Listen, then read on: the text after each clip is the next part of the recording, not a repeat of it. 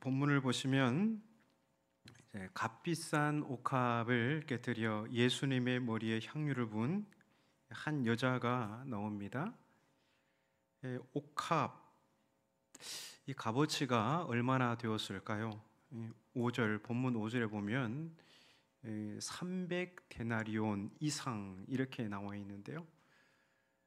당시 1데나리온은 노동자 하루의 품삯입니다. 그러면 300데나리온 이상이라면 대략 노동자의 1년치 연봉이 되겠죠. 그만큼 이 옥합은 그 안에 있는 내용물은 아주 고가의 보물이었습니다. 여인은 그 보물을 아낌없이 깨뜨려서 예수님께 부어드렸죠. 이 광경을 본 어떤 사람이라고 나옵니다. 어떤 사람들이 여인에게 화를 냅니다. 이유인즉 그 값비싼 향유를 눈 깜짝할 사이에 낭비했다는 것이죠. 또 차라리 그것을 팔아 가난한 자들에게 나눠주었다면 그 얼마나 가치 있게, 훨씬 가치 있게 사용할 수 있느냐, 그렇게 훈수를 두면서 책망까지 합니다. 저는 예전에 이 본문을 읽었을 때 이 어떤 사람들이 참 합리적이라고 생각했습니다. 그 사람들 편에 서 있었죠. 이 옥합을 일순간 낭비해버린 이 여인이 참 어리석고 답답해 보였습니다. 야, 요거 요렇게 잘 쪼개졌으면 훨씬 가치 있게 쓸 수 있는데. 그래서 저도 이 이야기의 등장인물이 되어서 어떤 사람들과 함께 여인을 향해 화를 내고 책망했던 적이 있습니다. 예수님의 반응도 썩 내키지 않죠. 예수님께서 어떤 사람들을 향해 하시는 말씀을 한번 보십시오. 6절인데 예수께서 이르시되 가만두라, 너희가 어찌하여 그를 괴롭게 하느냐, 그가 내게 좋은 일을 하였느니라. 편드는 거 보십시오. 여인이 예수님을 잘 섬겼다고 이리도 편애할 수 있는 것입니까? 적어도 예수님이라면 나는 괜찮으니 차라리 가난한 자들을 도우라, 이게 맞지 않습니까? 그런데 그가 내게 좋은 일을 했다, 이렇게 말씀하시죠. 예수님도 어쩔 수 없는 모양입니다. 그래도 예수님 말씀을 조금 더 들어볼까요? 7절인데요. 우리 예수님의 말씀을 같이 한번 읽으면서 들어보겠습니다. 가난한 자들은 항상 너희와 함께 있으니 아무 때라도 원하는 대로 도울 수 있거니와 나는 너희와 항상 함께 있지 아니하리라. 예수님께서 이런 말씀을 하셨어요. 나는 너희와 항상 함께 있지 아니하리라. 이게 뭔 말씀일까요? 예수님의 임박한 죽음, 이제 곧 돌아가실 것을 말씀하시는 것입니다. 예수님은 지금까지 가르치신 것 잘 생각해 보면 가난한 자를 도우라고 하셨을까요? 그러지 말라고 하셨을까요? 도우라고 하셨죠. 그것이 예수님의 가르침이었습니다. 심지어 그들과 예수님 자기 자신을 동일시하셨죠. 지극히 작은 자 하나에게 한 것이 곧 나에게 한 것이다. 예수님은 가난한 자들, 이 땅의 약한 자들과 자신을 동일시하면서까지 그들을 끔찍히도 생각하셨습니다. 그런데 지금은 임박한 예수님 자신의 죽음을 먼저 생각해야 한다고 하십니다. 더 놀라운 것은 이 여인의 행동에 대한 예수님의 해석이에요. 8절을 같이 읽어보겠습니다. 8절. 그는 힘을 다하여 내 몸에 향유를 부어 내 장례를 미리 준비하였느니라. 예수님은 이 여자가 예수님의 매장을 대비해 자신의 몸에 기름을 부었다고 말씀하십니다. 예수님은 자신이 어떻게 죽을지 아셨습니다.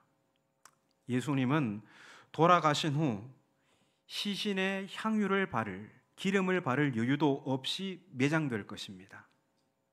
그래서 여자는 향유를 부어 예수님의 장례를 미리 준비한 것이라고 하십니다. 물론 이 여자가 예수님이 당하실 일을 실제로 알고 있었다는 의미는 아닙니다. 그저 자기 마음에 우러나오는 대로 행동했을 뿐입니다. 그런데 그 결과가 어떤 결과를 가져왔다고요? 예수님의 장례를 미리 준비한 것이 된 것입니다. 확실히 이 여자의 행동은 비난하는 어떤 사람들과는 대조되는 행동입니다. 사실 이 비난하는 어떤 사람들이 가난한 사람들을 생각하는 사람들이었을까요? 어떻게 생각하십니까? 정말 이들이 가난한 사람들을 끔찍이도 생각해서 그동안 예수님의 가르침을 잘 받아들이고 그 마음이 내 마음에서 살아 숨쉬고 역사에서 가난한 자들을 도우는 게 차라리 나았겠다면서 여인을 책망했을까요? 이들은 예수님께 열정을 바치는 사람들을 보면 불쾌해하는 사람들입니다. 가난한 사람들을 생각해서 그들을 돕는 게 차라리 나았을 거라 한 게 아니라 예수님을 열렬히 섬기는 그 모습이 싫었기 때문입니다. 왜냐하면 이 사람들은 지극히 자기중심적인 사람입니다. 요한복음 12장에는 이 어떤 사람들이 구체적인 한 인물로 등장하는데요. 누구일까요? 가룟 유다입니다. 그러니까 요한복음 12장에는 가룟 유다가 이 여인에게 그런 말을 했어요. 어떻게 말을 했냐 하면 이 향유를 어찌하여 300데나리온에 팔아 가난한 자들에게 주지 아니하였느냐, 이렇게 얘기합니다. 요한복음 찾으시는 분은 12장 5절을 보시면 나옵니다. 12장 5절, 제가 뻥이 아니라는 것을 12장 5절이 말하고 있습니다. 이 가룟 유다도 누구를 두둔하고 있죠? 가난한 사람들을 두둔하고 있잖아요. 그런데 그 12장 6절을 보면 이어지는 말씀에 가룟 유다의 속내가 드러납니다. 12장 6절 찾으셨습니까? 네. 그러면 한번 같이 읽어보겠습니다. 이렇게 말함은 가난한 자들을 생각함이 아니요 그는 도둑이라 돈꾀를 맞고 거기에 넣는 것을 훔쳐가미르라. 가룟 유다는 성도의 아낌없는 헌신을 불쾌하게 생각하는 어떤 사람들보다 더 나쁜 예죠. 그는 성도의 헌신을 가로채는 도둑입니다. 어쨌든 어떤 사람들과 가룟 유다의 반응은 본질상 같은 것이에요. 그들은 예수님이나 가난한 사람들에게 관심이 있는 게 아니라 오로지 자기 자신만을 생각하는 사람들입니다. 그러나 아낌없이 바치는 여인의 행동은 예수님을 생각한 마음에서 시작한 것입니다. 그렇게 예수님을 위하여 아낌없이 바친 여인의 열정은 결국 예수님의 장례를 미리 준비하는 결과를 낳게 된 것입니다. 복음은 바로 이러한 여인과 같은 사람들을 통해서 전파되고 영화롭게 되는 것입니다. 어떤 사람들과 가룟 유다는 예수님을 따라다니면서도 자기만을 위하는 사람들을 대표합니다.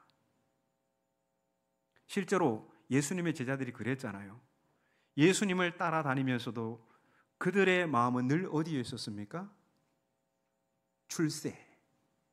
출세욕에 있었습니다. 그래서 예수님이 하시는 말씀을 이해하지 못해요. 독서는 뭐라고 했죠? 얼마 전에 설교할 때 독서는 자객을 만나 자객의 깔에 내가 훅 찔려서 깨어나는 시간이다. 그런 말씀을 드렸잖아요. 예수님께서 말씀하시면 제자들이 자객을 만나 훅 찔려서 뭔가 새로운 깨달음과 새로운 세계의 눈이 열려야 되는데 그들은 도무지 알아듣지 못합니다. 왜 그래요? 그들이 예수님을 따르는 목적이 다른 데 있기 때문입니다. 반면 옥합을 깨뜨린 이 여인은 진정 예수님을 위하는 그런 사람을 상징하죠. 그런데 복음은 예수님을 사랑하여 마음에서 우러나오는 대로 아낌없이 바치는 사람들을 통해 전파되고 영화롭게 됩니다. 본문 9절이 이를 말해주거든요. 9절을 같이 읽겠습니다. 내가 진실로 너희에게 이르노니 온 천하에 어디서든지 복음이 전파되는 곳에는 이 여자가 행한 일도 말하여 그를 기억하리라 하시니라. 아멘. 예수님은 온 천하에 어디서든지 복음이 전파되는 곳에는 이 여자가 행한 일도 말하여 그를 기억하리라고 하십니다. 이 마가복음엔 끝까지 이 여자의 이름을 밝히지 않습니다. 대신 그 여자의 행동은 끝까지 강조됩니다. 복음이 전파되고 복음이 영화롭게 되는 곳에는 그리스도를 향한 성도의 헌신이 기억으로 남게 됩니다. 여러분 한번 생각해 보십시오. 우리나라 곳곳에 보면 복음을 영화롭게 한 성도의 헌신을 기념하기 위한 장소들이 있지 않습니까? 예를 들어 어디에 있겠습니까? 유명한데 저 여수와 소록도에 가면 여수 그쪽에 가면 누가 계시죠? 기념관? 손양원 목사님 기념관이 있어요. 나병 환자를 섬기신 분이고 자신의 아들을 죽인 그들을 양아들로 삼은 사랑의 원자 폭탄이라는 별칭을 가진 그런 분이십니다. 그분의 아낌없는 헌신, 그것이 있었기에 그곳에 어떤 이야기가 지금까지 계속해서 전해오고 있습니까? 그분의 헌신을 통해서 생명을 구원하고 살린 그 복음의 아름다운 이야기들이 지금까지 전해오고 있고 많은 사람들이 그곳을 찾아 그 이야기를 듣고 또 신앙을 바르게 하고 그런 일들이 일어나는 것입니다. 또 전남 신안군 증도라고 아십니까? 거기 가면 많은 어려움과 외면 속에서도 묵묵히 박애와 헌신의 전도로 섬마을을 섬긴 문중경 전도사님 순교 기념관이 있습니다. 이분의 그 기념관도 저 이제 다녀왔었는데요. 그 섬마을의 뭐 어머니 이런 별명이 있습니다.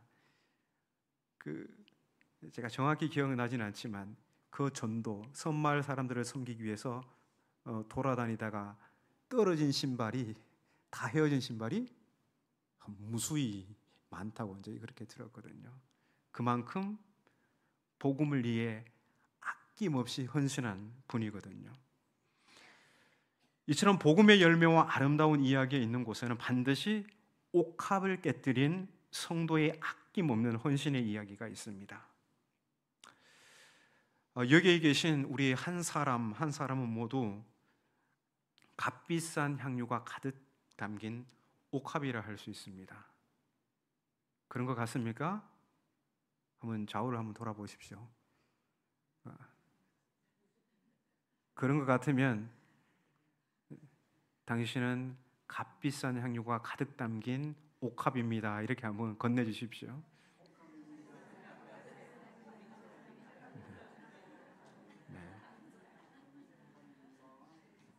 네. 중요한 것은 옥합이 예수님을 위해 복음을 위해 깨져야 합니다. 안 깨면 그 향이 가득 채워지지 않습니다. 깨야 하죠. 누가 그 귀한 자기 옥합을 예수님을 위해 깨뜨릴 수 있을까요? 누가 그 비싼 옥합을 복음을 위해 기꺼이 낭비할 수 있을까요? 누가복음 같은 이야기를 하고 있는, 이게 마태복음, 마가복음, 누가복음, 요한복음에 다 이 이야기가 있습니다. 다 이야기가 있는데 그거를 이제 평행본문이라고 합니다. 평행본문이라고 하는데 누가복음에도 있거든요. 7장에 있습니다. 한번 찾아가 볼까요? 누가복음 7장 47절.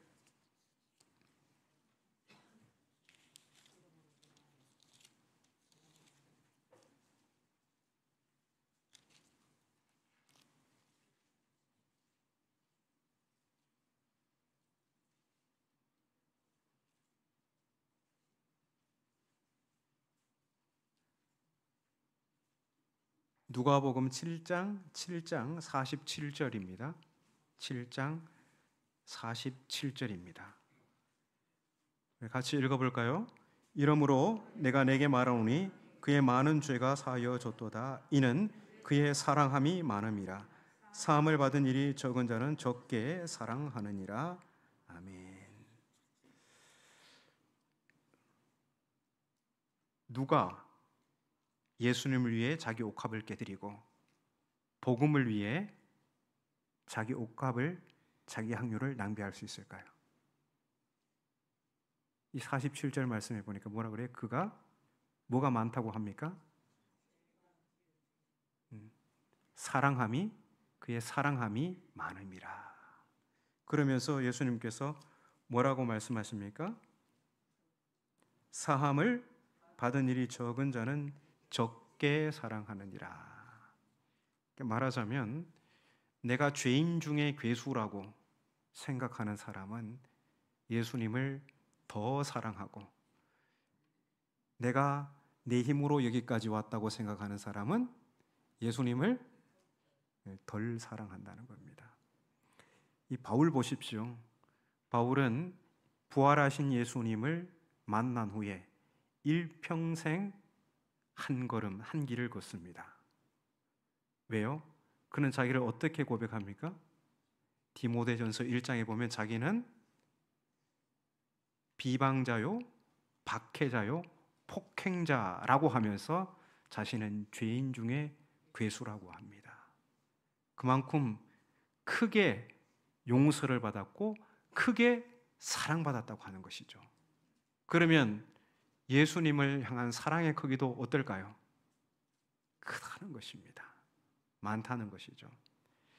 예수님을 위해 자기 옥합을 깨뜨릴 수 있는 사람, 그것을 낭비할 수 있는 사람은 예수님을 사랑하는 사람입니다. 사랑의 특징이 낭비입니다. 부모는 자식을 위해서 낭비하고도 아까워하지 않죠. 왜 그렇습니까? 사랑하기 때문입니다. 우리 이현숙 권사님은 박순덕 권사님을 위해서 낭비하면 아까울까요? 안 아까울까요? 대답 안 하셔도 네, 안 아깝다고 하네. 사랑하기 때문입니다. 사랑하는 대상을 위해서 낭비하는 것, 그 아깝지 않은 것입니다. 우리가 예수님을 위해서 나의 시간과 나의 에너지와 나의 열정을 바치는 것 아깝습니까? 내 이것 때문에 저것도 못했어. 내 예수님 때문에 저것도 못하고 나 이거 해야 하는데 저것도 못했어. 그럴까요? 부모님들은 자식을 위해 아낌없이 주고도 어떤 이야기를 하죠? 더 못 줘서 미안하다고 합니다. 주님을 사랑하는 사람은요, 주님을 진정 사랑하는 사람은요, 주님을 위해 내 삶을 다 드리고도 더 못 드려 송구해야 하고, 주님께 나는 부족합니다 이렇게 고백할 수밖에 없는 것입니다.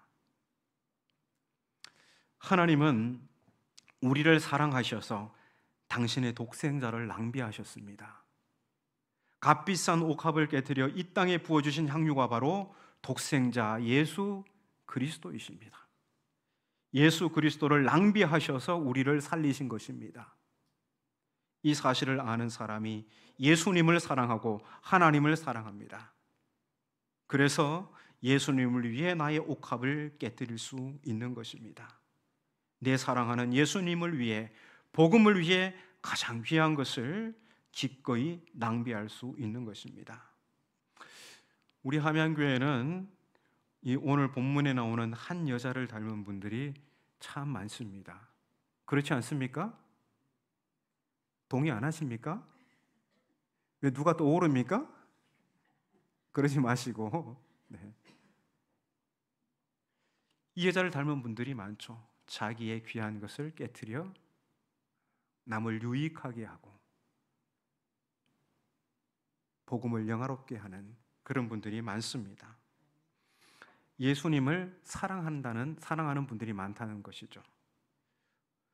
오늘도 주님을 위해 옥합을 깨트린 분들 때문에 오늘 이곳에 오니까 향기가 납니까, 안 납니까? 안 나시는 분들은 이비인후과를 이번 주에 꼭 다녀오시기를 추천드립니다. 저는 냄새가 너무 진해서 거의 냄새에 취할 지경입니다. 네, 그렇습니까? 네, 땀 냄새 나고 이러면 곤란합니다. 이곳에 오면 이 주님의 향기가 느껴져야 합니다. 예수님의 향기, 복음의 향기, 이 향기가 너무 좋은 것입니다. 이곳에 옥합을 깨트리는 사람들이 더 많아지기 바랍니다. 그래서 예수 향기로, 복음의 향기로 가득한 우리 교회가 되면 얼마나 좋겠습니까? 그 향기는 누구나 함께 느낄 수 있는 겁니다. 우리 안에 그런 향기가 가득하면 이곳에 문을 열고 들어오시는 분은 그 냄새를 함께 맡을 수 있고 그 냄새에 함께 취할 수 있고, 그래서 함께 더불어서 복음을 영화롭게 하는 일에 우리가 함께 헌신될 수 있는 것입니다.